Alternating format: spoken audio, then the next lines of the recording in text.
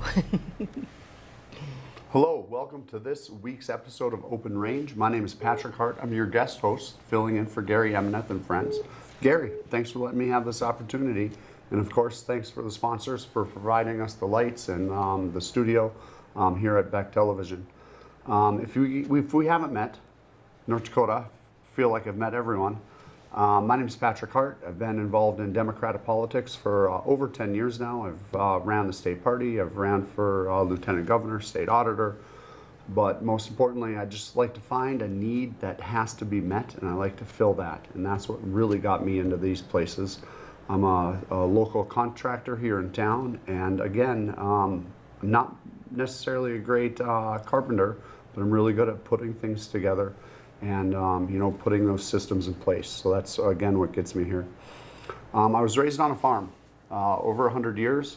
We were in a very small town, and as a kid, if you weren't on the sports team, there might not be enough kids to have the team. And as you grew up as an adult, the same applied, but in sort of a different way. And I say this because I went back to the farm just last week or 2 weekends ago, and part of my trip to the farm is my mom showing me a new secret hidden gem she found. Having a 100-year farm, there accumulated a lot of gems. And this trip, the thing that really caught my eye and my intrigue was a 3-ring binder she put together. The binder had a lot of important business documents of both my great uncle and my grandfather, things like awards they were graced with, certificates of appreciation for being on the school board, for the township board, the water commission for umpteen years. But beyond those acknowledgments, in the back, there were stock certificates for buy-ins for the local co-ops. The elevator, the bank, the golf course, all these things needed capital to get established. And my great uncle and my grandpa Milford and Warren always seemed available to write that check and to help support their community. Now, with the exception of the elevator, which Cargill bought and sold and now is closed, the bank and the golf course are still very vital part of a struggling small town community trying to stay alive. That generation that came together for this co-op model knew what had to be done to build a thriving community. One person couldn't pull resources together to own a golf club or a bank. The community all banded together to work for the greater good of their town. This model has worked in North Dakota. This model still works in North Dakota. As a kid, if you didn't play, there might not be a team. And as an adult, we still need you in the game. This week, I have with me District 47 Senate candidate Bill Patrie, District 37 House candidate Shelley Lenz, and they both know how the North Dakota co-op model works. You guys, thanks for coming to the show. Bill, I wanted to start out with that intro because as I was reading your bio, you are kind of Mr. Co-op here in North Dakota. Has anyone called you that before? Yeah, they have. Have they really? Yep. Many years ago, the Bismarck Tribune did an article on notable North Dakotans, and I made the list of notable North Dakotans as Mr. Co-op. Oh. So in 1995, Co-op Fever was the Associated Press Story of the Year in North Dakota. And the pasta plant, the potato plant, the bison plant, and the Fargo Forum ran a four-page special article on cooperatives. So at one time I was slightly famous. Yeah. Well, it's good to be famous for something well that you did. Yeah. And Dr. Shelley, I thought that intro was applicable because you ran for governor in 2020. I did, yeah. I was also on that ballot as You were. state auditor candidate, and I'll have to just honestly say that was the worst possible political year to be on a ballot. It was fun. We were It was transformative. going through COVID, everyone's world was upside down. There was no rallies. There was hard to do fundraisers. We were trying to figure out the internet and Zoom. But one thing that always remained as a highlight was part of your quote-unquote stump speech or platform about having a co-op model to beef processing facilities. Yep. So I thought that was applicable. And you know, now that I'm thinking of it, Smithfield had a bunch of issues that really gummed up the supply chain. I know. So what are your thoughts? We know, as meat producers. So first of all, Remember, that was my first political campaign. I knew nothing different. It was nothing but enjoyable for me. And you guys were just fantastic in supporting us through that time. And so, and it's about how do you connect with people. So in general, I'm for strong rural towns. And I love that story about the sports team, because every rural town knows that. Yeah. And that's because we know everybody counts. Everybody counts. That's why we have workforce shortages, et cetera, et cetera. But with the co-op model, because of the NPL, the state bank, all that, the electric co-ops, that's our culture. That's how rural people, where we don't have a lot of people, can organize for big infrastructure projects that serves the public good. And particularly for the meat processing plant, that was very popular. We already knew that there was only 3 major national meat processing plants, and then COVID gave us a reason to show us that's a food security issue.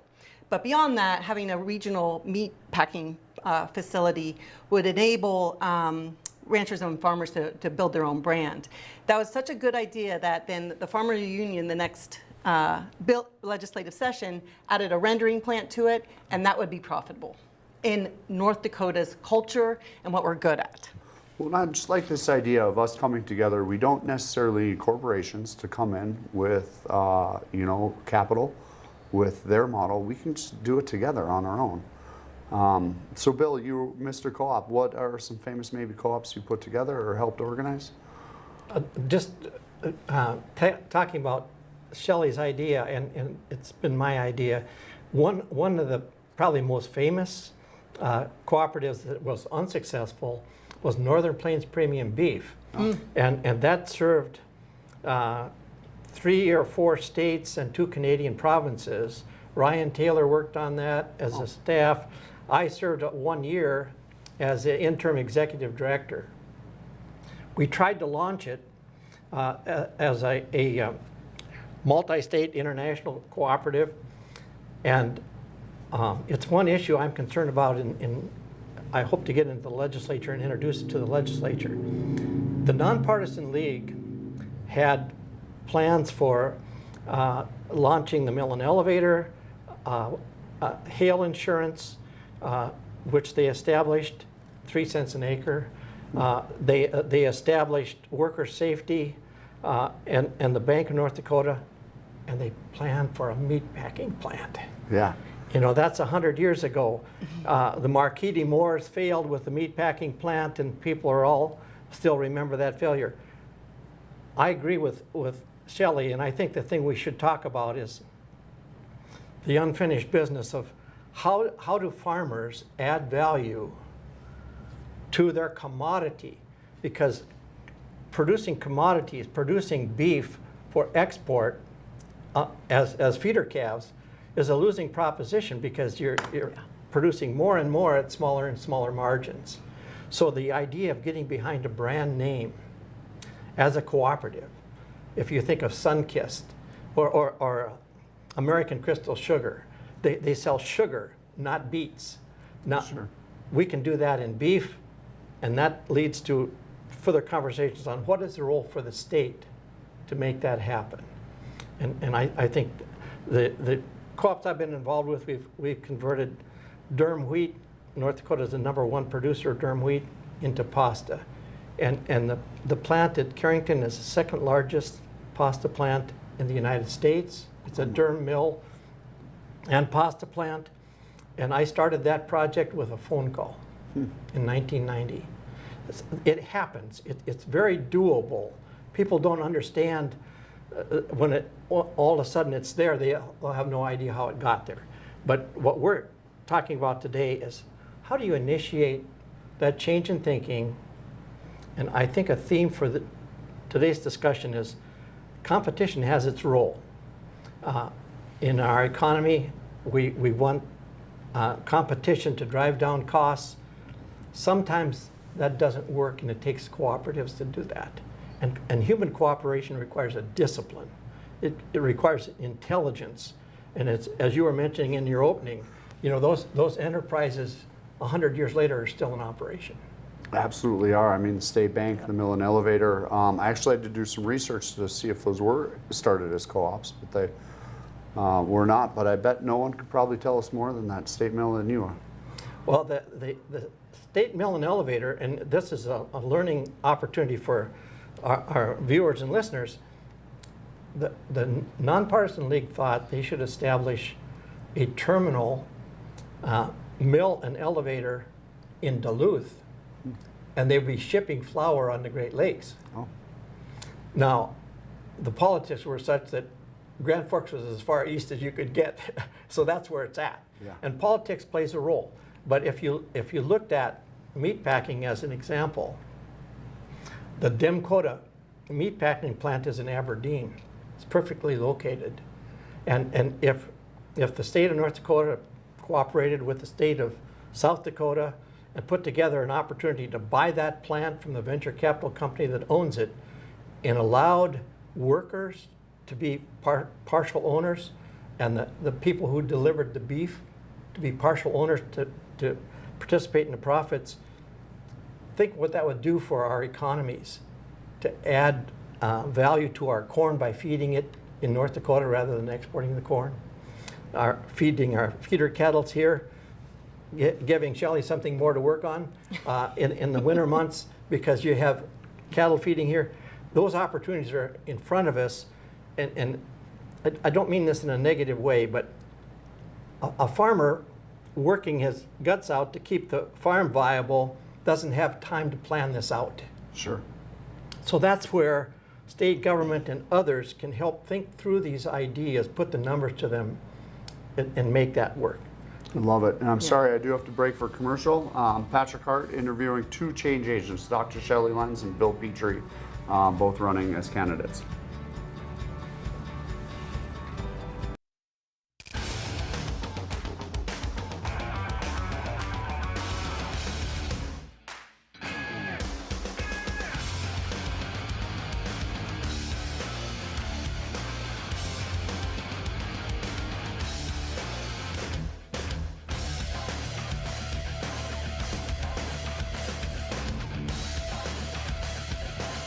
Stop out to our facility, Highway 22 South.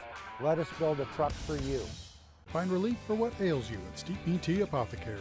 Teas, supplements, tinctures, and more. Formulated to fight whatever has you down. We're Bismarck Mandan's favorite place to find delicious, natural, and easy ways to alleviate symptoms brought on by anything from colds to cancer.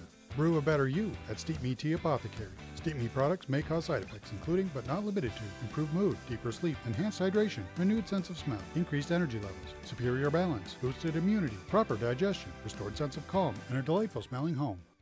Welcome to Arrowhead Cleaners. Newly renovated, modernized, and ready to make your cleaning needs hassle-free. From commercial and residential wash and fold laundry services to the latest in professional dry cleaning techniques, we are dedicated to your unique needs, offering alterations, fabrications, and even custom hat making. So whether you're a busy professional, a family on the go, or even a rodeo champion, Arrowhead Cleaners is here to take your things from messed up to dressed up. Now celebrating our 64th year in Arrowhead Plaza. Welcome to Radiant Retreat Tanning and Spa in Mandan, where a relaxing spa experience meets the latest in healing innovations. Take total control of your massage in our Hydro Massage Bed. Experience whole body healing in our Zero Body Cryo Bed.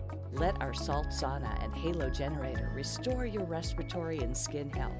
And of course, tailored tanning will keep you looking as good as you feel. Discover your best self at Radiant Retreat, 1307 First Street Northeast, Mandan. Are you dealing with arthritis, nerve and back pain, dry skin, or superficial wounds, but found no relief? Give Stewart's Natural Health a try. For over 4 decades, Stewart's Natural Health has been helping people and animals with herbal and natural oil lotions, ointments, and creams with a mission to help you relieve pain and feel your best using the power of nature. Discover the safe, drug-free solution to your pain, guaranteed or your money back. Visit stewartsnatural.health today. West River Equipment of Mandan is here to help you maintain peak productivity in your operation. As an authorized dealer for many high-quality equipment lines, we have the new and used equipment it takes to make your farming, ranching, or construction operation profitable and efficient. West River Equipment also has the parts on hand and the experienced technicians in our shop to get your equipment back in action fast. Find what you need at West River Equipment on Old Red Trail in Mandan.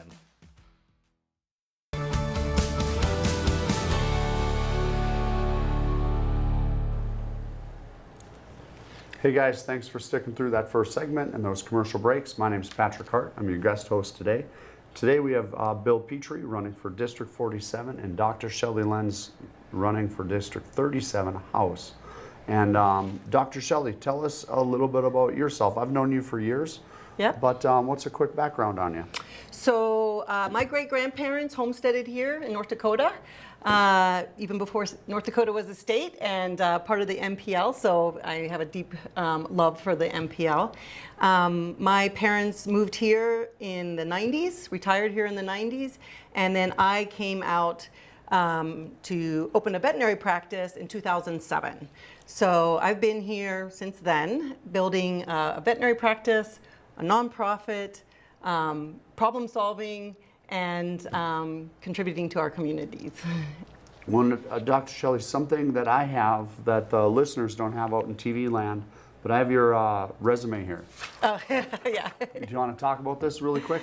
Dr. Shelley started a local market complex in Santa Cruz, and what I thought was really cool, developing infrastructure for marketplace accessible for the people of the island, includes a grocery store, butcher shop, local food co-op, community development project, own and develop a regenerative farm using labor force, local, poultry business, children nutrition program, trained and supported local nurses, created a local nurse-run health business. Go back. It's all, okay, stop. So you're a because builder, you're it's a creator. it's one theme, and you know, I'm a veterinarian, and so when I go, I try to decrease animal suffering. But after 10 years of going to more remote, underserved places, you realize that to decrease animal suffering, you have to decrease human suffering. And so that's where investment in human infrastructure comes from. And what do most people need? A safe place to lay your head, food in your belly, financial independence somehow, and how to run a business. Because, so I'm a very pro-business. I think that's the way to financial independence. But to get there, you need education and mentorship and making sure you're serving the local community.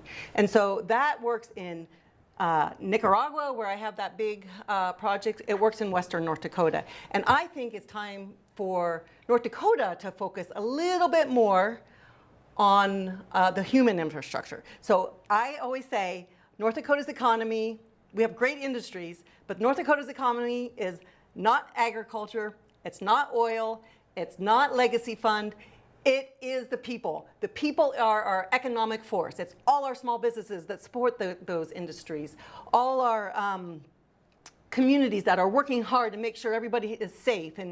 And so that's my platform, is how do we improve the quality of life to decrease human suffering, healthcare, strong workforce, connecting education to careers. So it's all interconnected, and it works. It doesn't matter if you're in a rural community in Nicaragua, a rural community in Killdeer, or in the bustling town of Dickinson, North Dakota.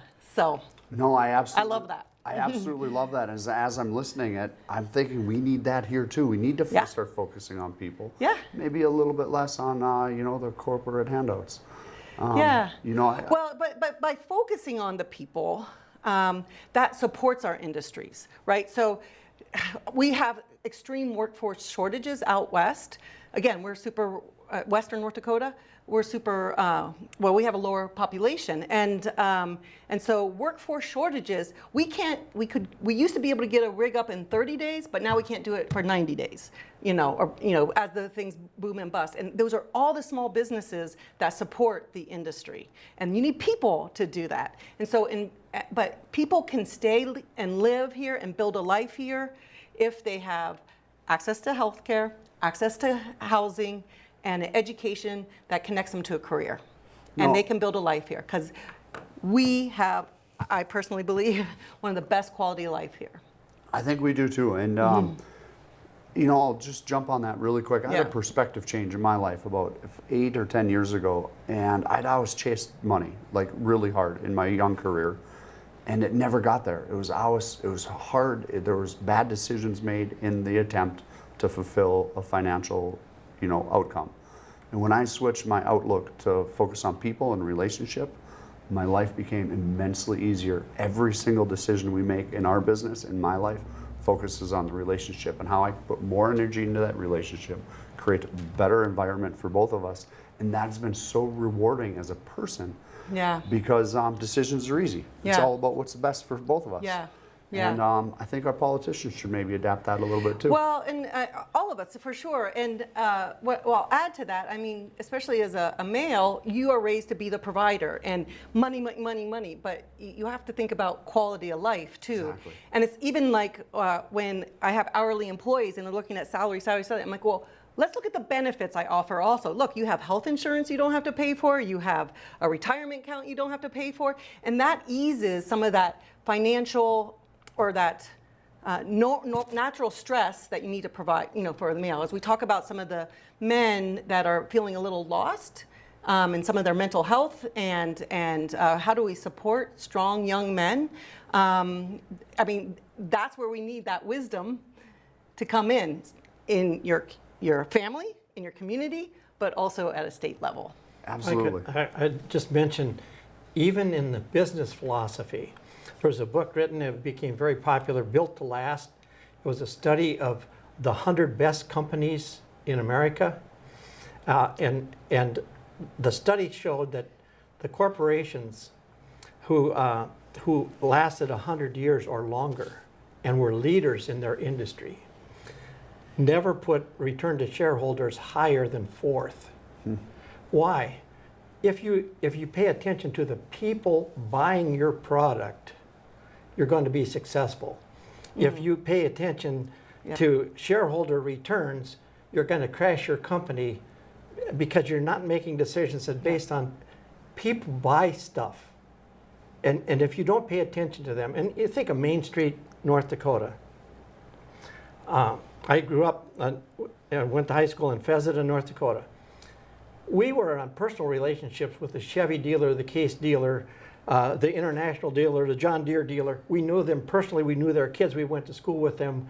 We knew the kids of the banker. We mentioned sports. We played with them. That was one integrated thing. Right. And it mattered to us what was happening in their families. We weren't some return to shareholder people. That's silly, and it doesn't even work in business. It doesn't, no. Again, putting good out there, taking care of our people just seems like a basic promise with society that we all have. Now, Dr. Shelley, you have a couple different communities maybe you live and operate in. What's something that maybe you've noticed makes a big difference out in Dickinson or Killdeer that maybe the local government has done or hasn't done? Hands down, the biggest investment that's happened since I think 2020 is the Southwestern Career and Technical School. And this is connecting high school students to careers that they have to open their eyes to what can be possible. That's connecting education to careers. And so they have experts kind of teaching them some skills, but then they partner with about 36 businesses. I am one of them. I'm also on the health advisory board on that. And the students, depending on where they are in their high school, they come in and just shadow and they get exposed, or they can then move to work study where they actually get paid and learn a skill, and then and they'll do all the different businesses, and sometimes they get turned on by something they never knew. Like we have culinary arts. So now we have chefs that are opening restaurants. We have, I have a vet assistant that she was going to become a human radiologist, but she didn't realize that in veterinary medicine, we do radiology, we do medicine, surgery and stuff, and now she's working on her vet tech degree at my clinic. And so that is really connecting education of our young people to careers, and that really improves our quality of life. And again, to bring the whole isolation and mental illness. Meaningful work is by far something that is so precious. And you can have that here in North Dakota because there's so much opportunity. And just catching them when they're young and they can see everything, I mean, that is by far. So that is one of my strongest advocacy points as Dickinson's legislator. I know a guy, I'm going to butcher his name. It's like Patrick Bergatelli. He used to run job service. He was in the Watford Community Development. And he said, we just have to quit losing our youth. We have Oh, to yeah. losing them Yeah. to Michigan, to Yeah. California, Yeah. to wherever, Yeah. the East Coast. Yeah. And I really think that what you're saying does hit on that Yeah. because there is so much opportunity here. Yeah. Well, and it's basically make it so our kids can build a life here. This is what I keep saying. Again, it's all connected: meaningful work, housing, access to healthcare, and safe. Yeah. What's when you get elected this fall? What's maybe a number one achievement that you want to accomplish when you have a term in the? The big thing is healthcare. Okay. You know, because that touches everything. You know, it touches the ability to go to work, the ability to care for your family, taking the stress off you. If you're solo, like, you know, dealing with things all by yourself, it's very, very hard. And so, making sure we have access to attainable health care, not only lowering the premiums, especially for our small businesses, which is like 60% of working North Dakotans aren't getting health insurance from a large corporation. 60%, so that we don't have the buying group, and so our premiums are pretty high. I'm 58-year-old, I pay $1,200 a month on health insurance plus an $8,000 deductible, and I also offer that for my employees. So, long story short, lowering those premiums, and there's various ways to do that. But the other thing is, it's that access to health care, because even if you do have really good insurance, if the hospital's closing because we don't have enough insured people, you don't have access to health care, no matter how wealthy you are.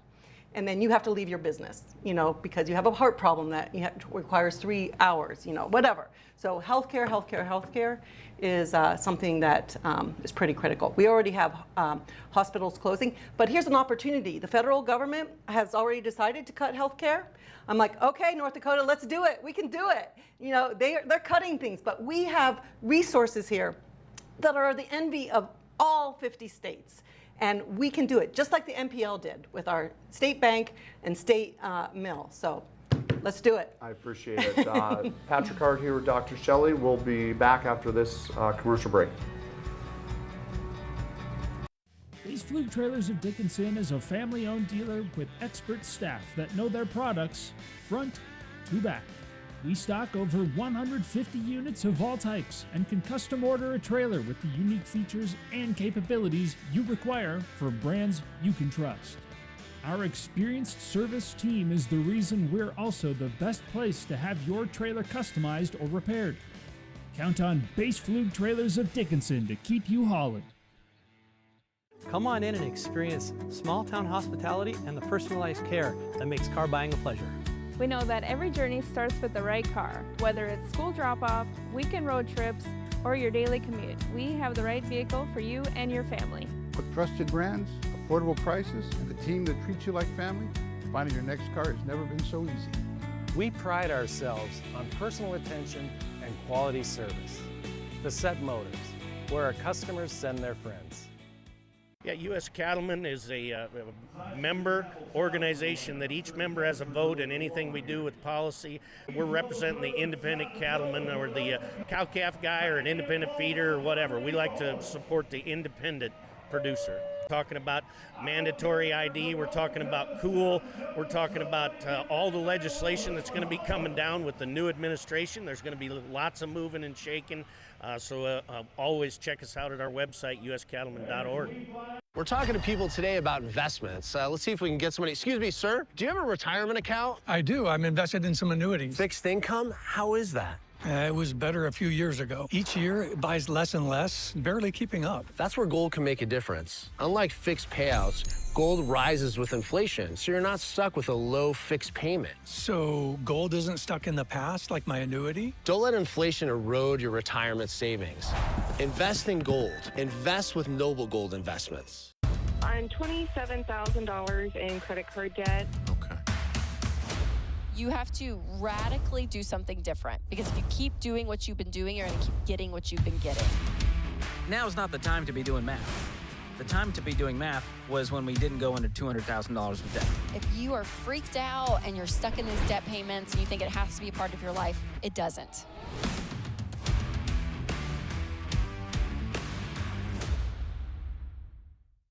We are Ladies of Another View. Join us every weekday morning at 9:00 a.m. as we discuss the big topics from North Dakota, the nation, and around the world. We chat with everyone from celebrities and medical professionals to politicians, local business owners, and neighbors about the topics and stories that affect all of us. We are unscripted and uncensored real news from real people. So join us every weekday morning for Ladies of Another View on Beck.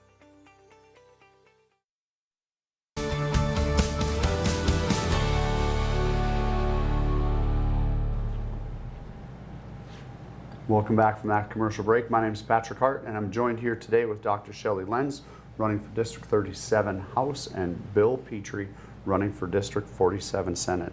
Now, Bill, we already kind of talked about you being Mr. Co-op. What's maybe about your background that makes you an amazing, competent, well-qualified, put-together person to vote for this cycle? It's fun to talk about because I grew up in Wells County. The house I came home to when I was born in Carrington didn't have electricity, didn't have phone service, it didn't have running water. And so in my lifetime, I was born in 1949. In my lifetime, I have seen amazing transformations. But one of the most amazing things that happened to me and why I think I'm super qualified to help lead the state, and I don't mean that in a political sense, I mean in an intelligent, intellectual sense, an emotional sense, was I enrolled in vocational agriculture and learned parliamentary procedure. And I know how to run a meeting. And I know how to get people to make corporate decisions together and have discussion and move on. And that has been useful in forming cooperatives. Because I worked for the Rural Electrics for 16 years, I've been in nearly every city in North Dakota and rural places. And now I've been in Bismarck for 41 years. I've been to the legislature many, many years. I understand state government, I understand local government, county government. What I bring, I think, is different than most politicians. I'm not in competition with Republicans or Democrats. You don't really win a political race. Winning is moving everybody together to a better place. And I think I can help folks do that. My gosh, you hit the nail on the head. It's almost like it hit me like a brick wall. Moving everyone to a better place seems spot on. Yeah. I honestly wish every politician would speak like that. Now, I'll tell you, Bill, in preparation of this, you sent me a platform.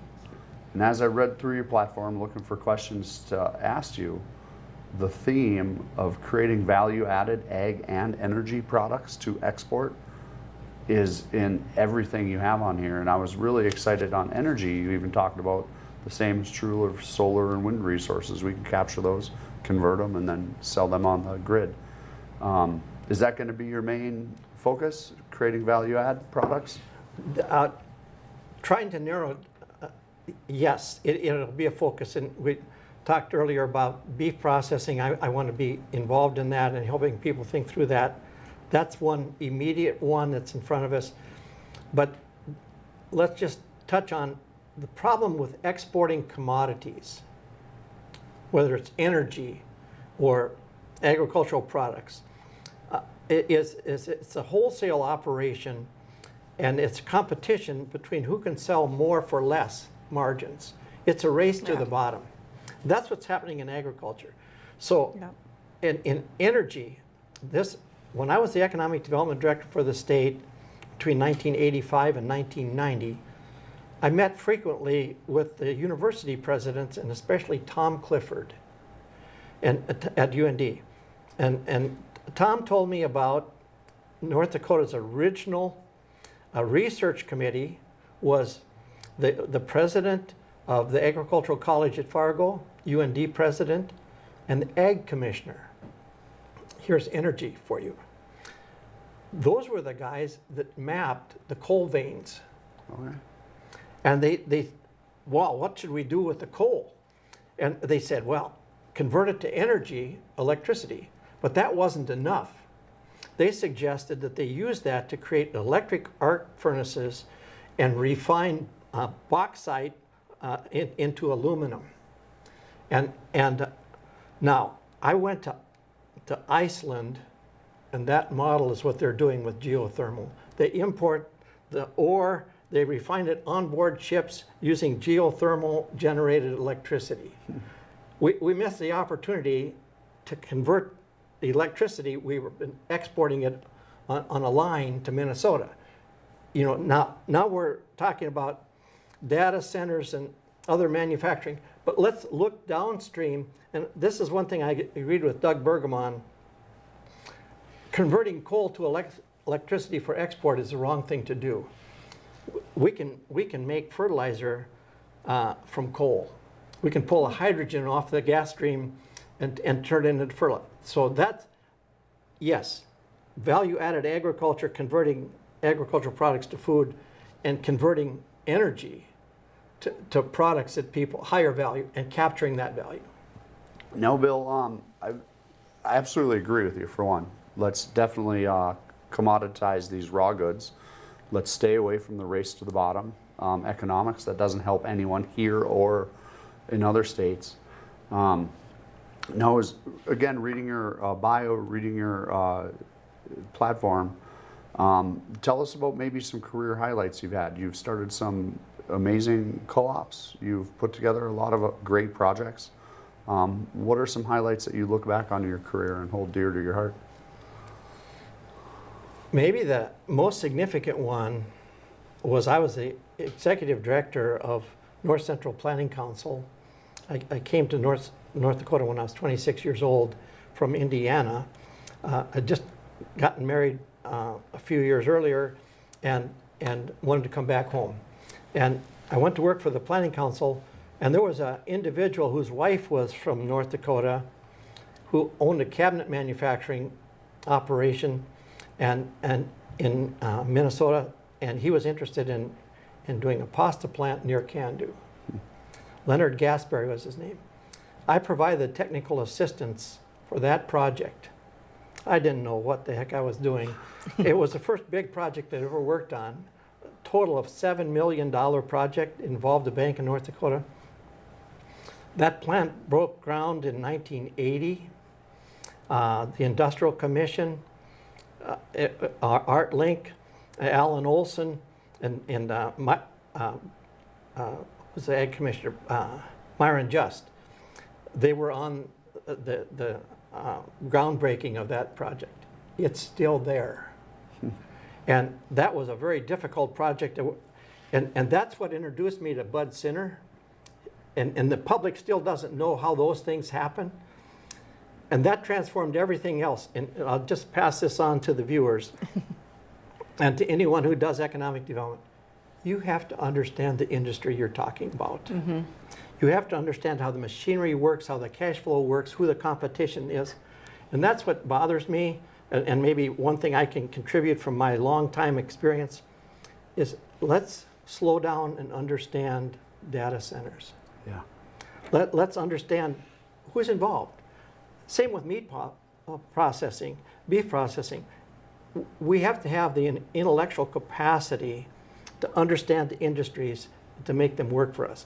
So that's probably the moment I learned so much in that experience about how to work with banks, how to understand what true equity is, how to understand, and I'll pass this on to anybody that's interested in listening. Nobody accidentally is successful in business. You're in business, you understand. You have to want to be in that business with everything you've got. Yep. And this is not a role for architects and engineers and data analysts and accountants and people with a fresh MBA thinking this will be fun. It is for people who really are committed to that industry. And Dr. Shelley talked about this earlier. I've learned that your meaning in life is your work. Mm-hmm. Don't run away from it. Embrace it. And meaningful work provides purpose and a rhythm to your life. And it's the most rewarding thing you can do.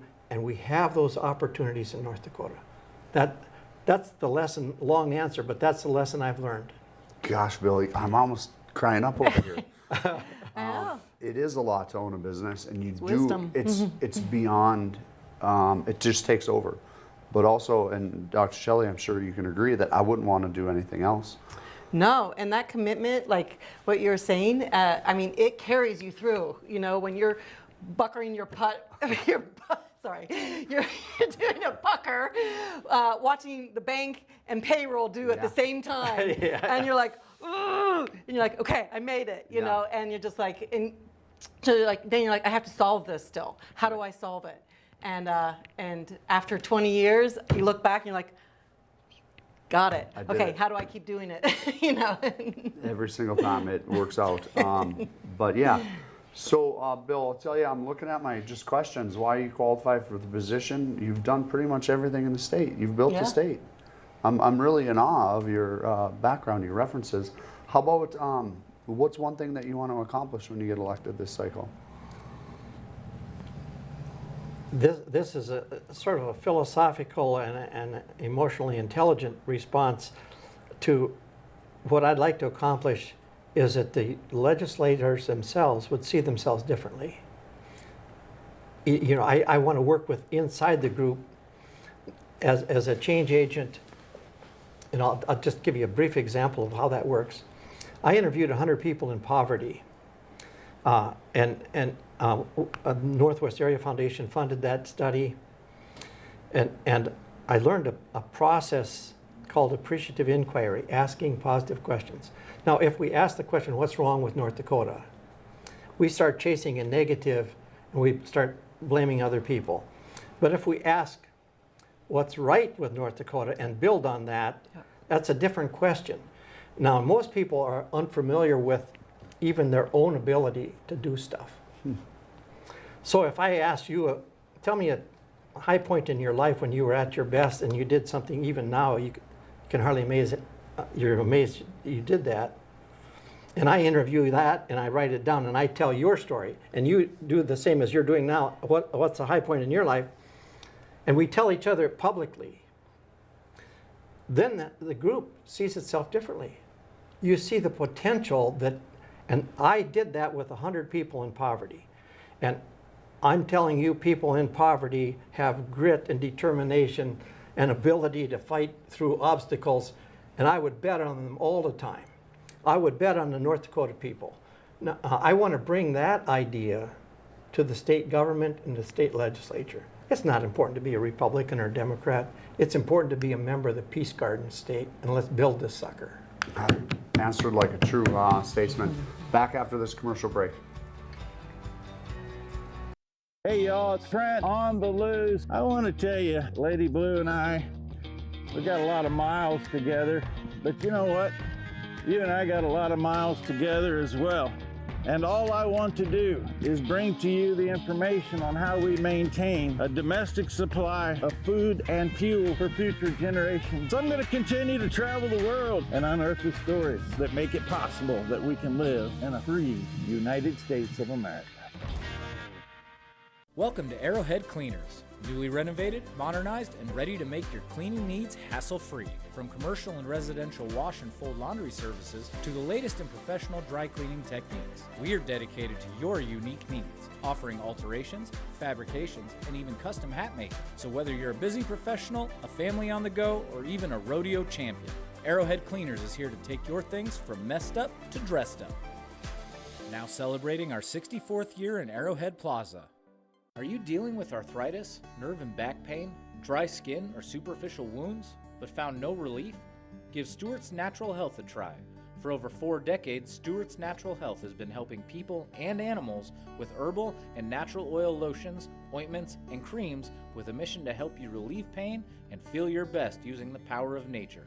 Discover the safe, drug-free solution to your pain, guaranteed or your money back. Visit stewartsnatural.health today. We are the St. Mary Sisters. We are building a new facility here in Bismarck, North Dakota, for the sake of training young women to be courageous teachers in this state. The sisters will educate the younger generation to be fully alive through truth and discipline. The sisters' life of devotion and joy will make a positive difference in your community. Check out what we're up to, see what's going on, and join our mission. to make a difference in the lives of the children of North Dakota. Ashley, North Dakota is where life moves a little slower, but never gets dull. From hunting, camping, and fishing to safe streets where kids can be kids, this is the best of small town living. And Ashley offers everything you need, from healthcare to hardware to countless ways to stay active. Here, we've invested in our future with major upgrades to roads, parks, and education. Whether you're here for the day or here for life, you'll find Ashley's where you ought to be. There's never been a better time to rediscover the style, reliability, and all-season, all-terrain fun of the all-new Nissan lineup at the new and improved Ryan Nissan. Whether it's the sleek and stylish Murano, the adventure-ready Pathfinder, or the reimagined, ready-for-anything 2026 Rogue, the all-new Ryan Nissan has the vehicle of your dreams at a price perfect for any budget. It's time to rediscover your passion for the road. It's time to rediscover the all-new Ryan Nissan, engineered to endure.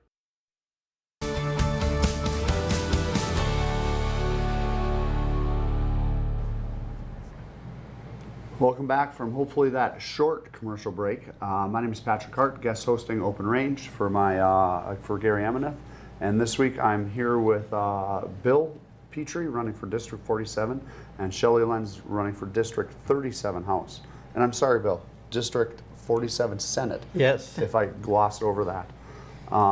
Now, Shelley, we talked briefly in our little commercial break there about what it would be like to be a small town representative living in rural North Dakota.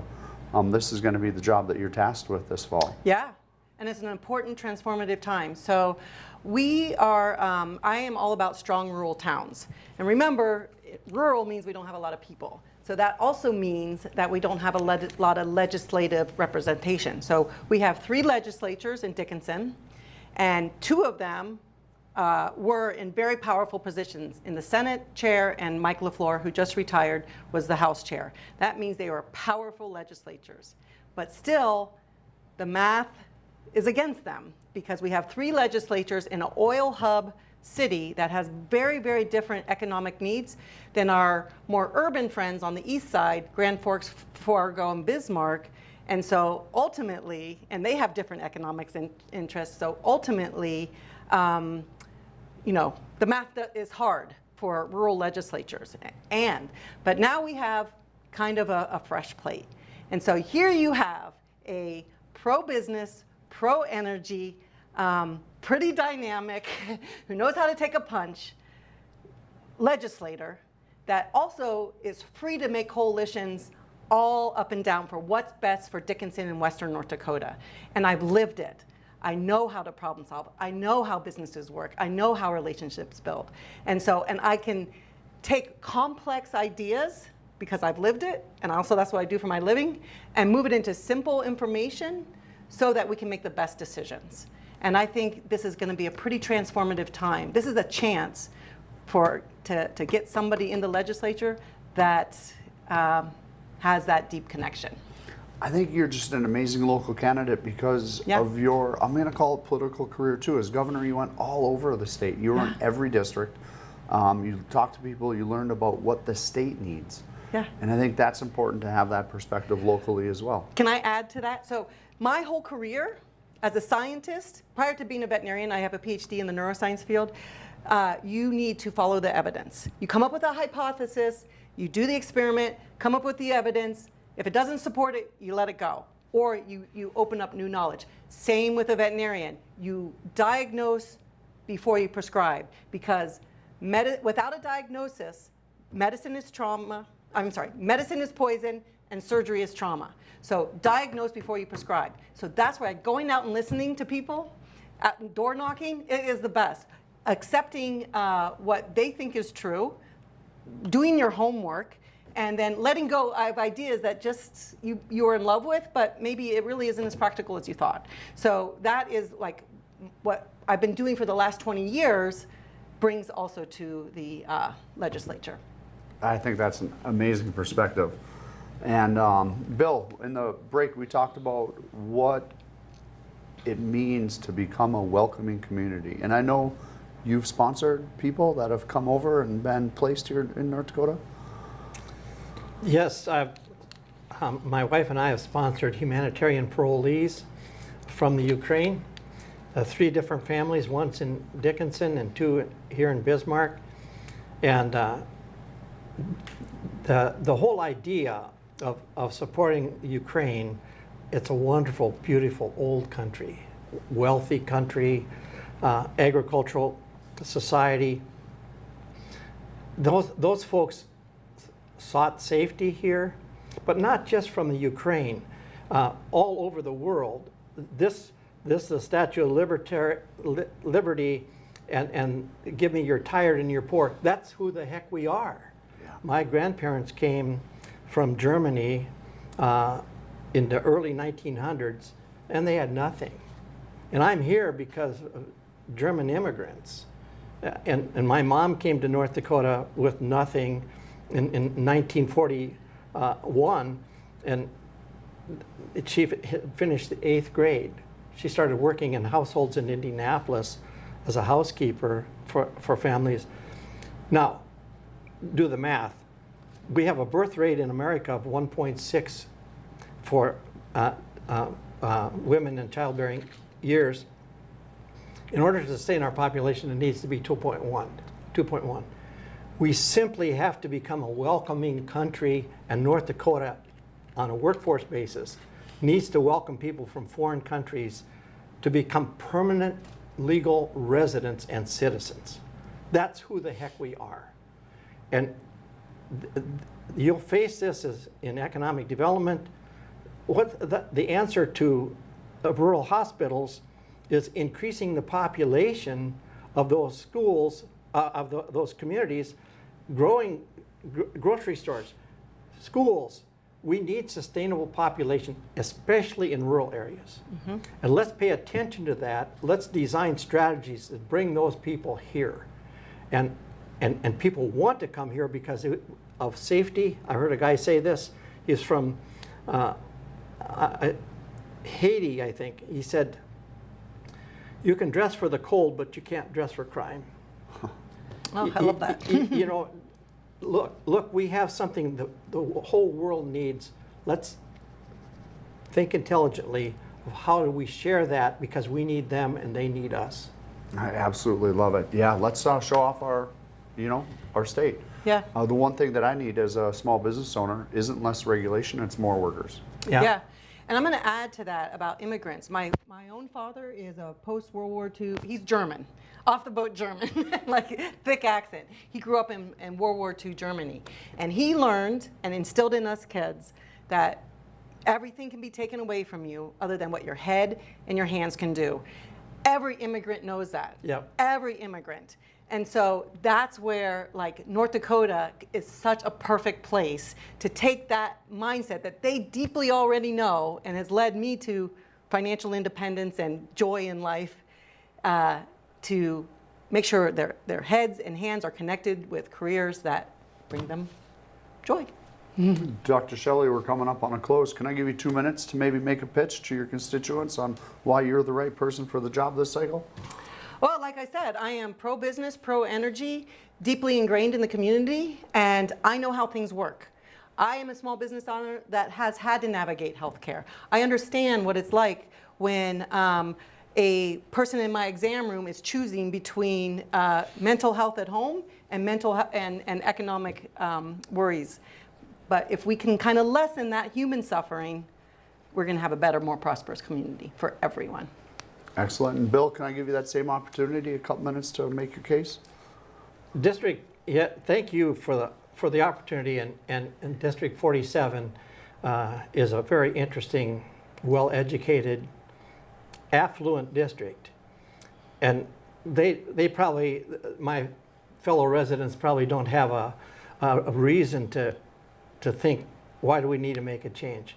I'm offering myself to you to represent you, not as an instructed delegate, but that you tell me what you want done. But I'm offering you as an intelligent person that lived among you for 41 years to help lead the district, to be part of, I'll be one of 47 senators. I'll work for you and the state of North Dakota and I'll bring my experience. I'm offering that. I'm offering 4 years of my life to serve you and the state of North Dakota. One of the questions I wanted to address is why politics? Why now? I wasn't enamored by politics, but I think right now politics is the only boat floating. And like Noah's Ark, you know, it had animals on there and it wasn't the cleanest place, but it was the only boat floating. And right now, folks, that's the only choice we have, is if you want to change things, I hope you vote for me. Well, you know, one thing that I'll tell you, I took from Dr. Shelley on the campaign trail, you said, you know, as far as maybe a lot of constituents have always voted Republican or always stuck to one side. One thing that I would really challenge people to do this cycle is to really just Google your candidates, find out who they are, to try to break that mold from one party rule. And I hope that things like this episode, the clips we're putting on online, really help people have that background, that thing to research about our candidates. And you know, one thing that the Democrats have held true is that I don't care who you voted for last cycle. Just make sure you do some research and vote your values this cycle. And I think the two people we interviewed today, Dr. Shelley Lenz and Bill Patrie, make very good candidates for that. Shelley Lenz, of course, you're a change agent and a doer. You get things done. And Bill Patrie, I couldn't imagine a better candidate. I actually have written down qualified, competent, intellectual candidate. I think that really sums you guys up first. We do have about another minute. Is there any last words of wisdom you guys want to put out into the ether before we cut? Just a comment about, in athletics, they talk about surrendering to your stroke. In golf, or in swimming, or in track. Folks, let's just kind of let go of all of the things we've heard and let your inner self kind of say, what sounds right here? Let's do the right thing here. We have a chance to change North Dakota's future, and don't make it too hard. Dr. Shelley? I'm going to say that almost the same thing. Like, it's a transformative time. Federal governments decide to defund everything. Let's do it, North Dakota. Let's bring it back up. We can do it. We have the resources. Hey, well, I appreciate you guys being out here today. Thanks for tuning in out here in TV land. My name is Patrick Hart, and we'll catch you next week on the Open Range.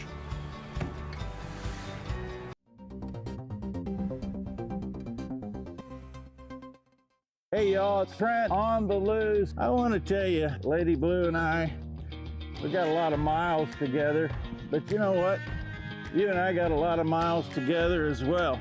And all I want to do is bring to you the information on how we maintain a domestic supply of food and fuel for future generations. So I'm going to continue to travel the world and unearth the stories that make it possible that we can live in a free United States of America. Hello, friends. This is Culture Crossroads. Join me, Andrew Southwick, and my co-hosts, R.C. Williams and Juliana Ormond, as we tackle the issues shaping America.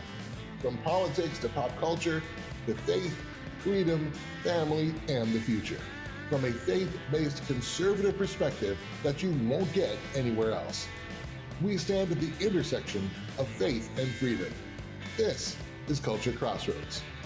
Culture Crossroads, Sundays at 5 p.m. Central on BET TV.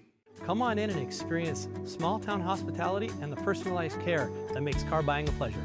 We know that every journey starts with the right car. Whether it's school drop-off, weekend road trips, or your daily commute, we have the right vehicle for you and your family. With trusted brands, affordable prices, and a team that treats you like family, finding your next car has never been so easy. We pride ourselves on personal attention and quality service. The Set Motors, where our customers send their friends. $27,000 in credit card debt. You have to radically do something different, because if you keep doing what you've been doing, you're going to keep getting what you've been getting.